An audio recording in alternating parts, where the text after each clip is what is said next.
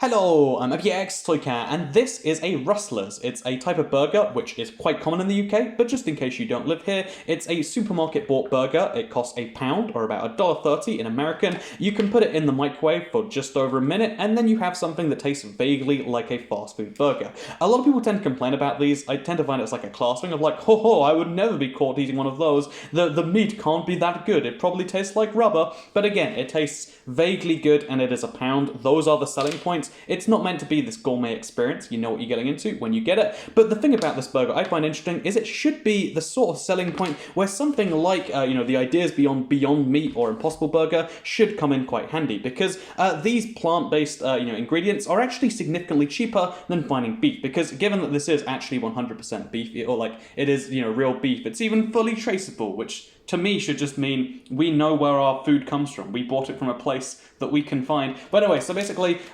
this is a burger that should be readily beaten by this, and this should in theory be a future alternative to this. I think the key market, because right now vegan products are very, very high end. This cost me £5 for just 2 patties, as opposed to £1 for a patty, as well as buns and some sauce. I think this is an area where vegan products always aim at the high end of the market because it's for some reason a more rich thing to go vegan, and the prices reflect that. But I think the point where we can actually start to make a difference in the world together, whether it's with animals or whether it's with global warming, is when this becomes this sort of price. And therefore the question is, because these are cheaper to produce in theory at least than these, it's just this has a lot more research and development into it, can we supplant one of these into one of these and make it taste better? Does it taste the same? Does it taste better? And therefore, if that's possible, then there should be either this or a cheaper alternative that can one day make this not made from ground up dead cow, but instead made up from ground up dead animals, not animals, I guess,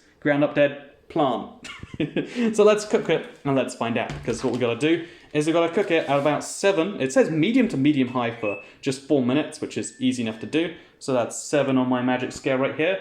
And we're going to put some oil in this pan. I never know, everyone always has this disagreement about how much oil goes in a pan. I feel like that was actually too much even for my standards. But there's this weird thing where some people are like, no, you wanna lather the pan in it. Cover the pan in it. Some people are like, no, just enough to vaguely cover it. Yeah, this is too much by anyone's standard. But the pan thing is like one of those untold arguments in cooking where everyone just likes to pretend they're superior when no one really knows. There isn't a hard and fast rule besides that being too much. But we've got our Beyond Burger. We're gonna try and unpeel it with one hand, and we spend about 4 minutes cooking this in a pan.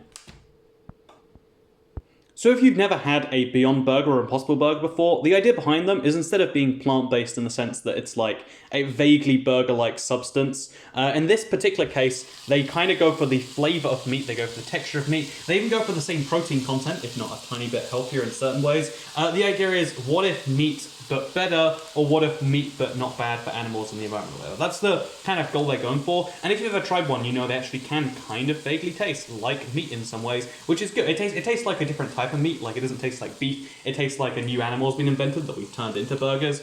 We're gonna cook this for 3.5 to 4 minutes in the pan. It really does make meat smells while it's cooking, which is something I find to be quite impressive. Again, with the composition and the science behind these, the reason these are more expensive is not because they're more expensive to produce. They're made from plants. These are cheaper to produce than raising a whole animal just to kill it to make cheap cuts. But it's the research and development that went into all of the stuff there that is the argument behind why they charge £5, by the way. That's this many fingers for just 2 patties as opposed to £1. For the patty we've got in this. This is the cooking process right here. We cook this, we make it not in one place in the pan for a bit. It makes a nice smell, it's really great. But at the same time, the cooking process for this is much, much simpler, because right now, what you do is you take your burger, you make sure that's good, that is a burger. A part of me wants to test that you can eat it raw, but I'm not sure that that's a wise idea. We throw that in the microwave, and we put it in there for 1 minute and 15 seconds, which I think I can do okay, I can't do it. You're not sure, we're just going in there for 1:30 and we'll take it out in 15 seconds to go. So cooking them both side by side. Oh, this is incorrect. Cooking them both side by side, we'll see who wins. Okay, this is a real big surprise, but somehow the 1:15 microwave journey was actually faster. Oh, it's even smoking a lot. It's even faster than the 4 minutes per side recommended for an Impossible patty. This is a huge shock to the system for me. But yeah, as you can see, our burger's ready. If we did just need something to grab and go, we're in that much of a hurry, we could eat this right now. And in fact, you know what? For fair comparison, should we, or should we wait until... You know, I'll wait for this to be done.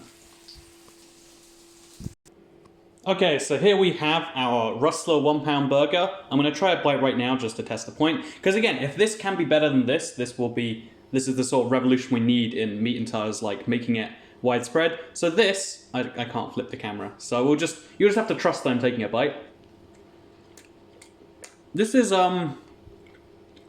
it's a piece of meat between two pieces of bread. Microwaving bread, like, it's not the best way to do it. But these actually, like, this type of bread is surprisingly microwavable.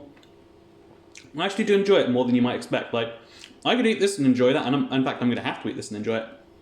It's a surprisingly good thing. However, what if we take out our meat, which again, maybe this is just me being fooled by the thing, but like, it's surprisingly good given that it is a pound. If we take that off there, and we throw this in instead, which for the record is a chunkier patty, it has to be worth mentioning. If we throw this in there, oh, it's also smaller. So probably similar size-wise. And then we eat this. How will this go for our experience as a whole? So, Impossible patty, 2 bits of bun, slightly better meat to bread ratio right here. So let's see how this goes.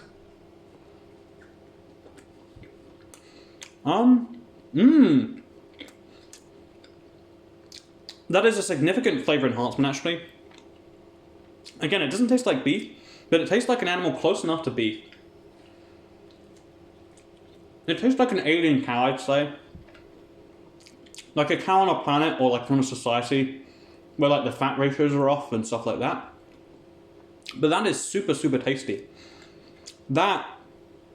This is significantly better than this, I would say. Again, this has its place. In the meat world, we need cheap meat, I would say, in the world where it's not bad for, you know, if you don't care about the ethics or the animals. This is still something that is highly edible. I'm going to eat this afterwards.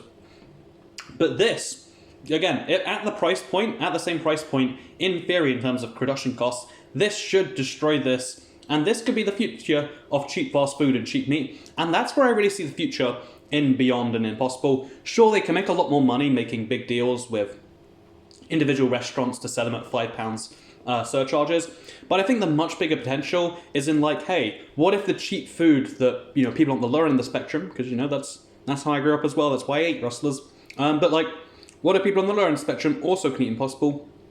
And that is something that I feel like, that's something that I feel like should be the future, that actually can make a big difference. Because most of the planet isn't rich. Most of the planet can't look at your meat and go, oh, it's slightly chewy, chewier than I'd like, or like, it tastes a little bit like plastic, which it doesn't, by the way. It tastes like meat, because it's meat. But like, you know, your lactose snobiness isn't what most of the world can do. Most of the world is vegetarian, not by choice, but because they have to be, because they're at that level. And making this the viable step up, as opposed to this, makes a big difference in places like India, of course, where they don't really eat meat much anyway, but also in places where there are hundreds of millions of people slowly becoming rich enough. Having a burger that tastes this good, having any form of meat that tastes this good, while being cheaper, while being better for the planet, that's the future. That's the technological advancement in this fake meat. And yeah, I hope you'll enjoy this video.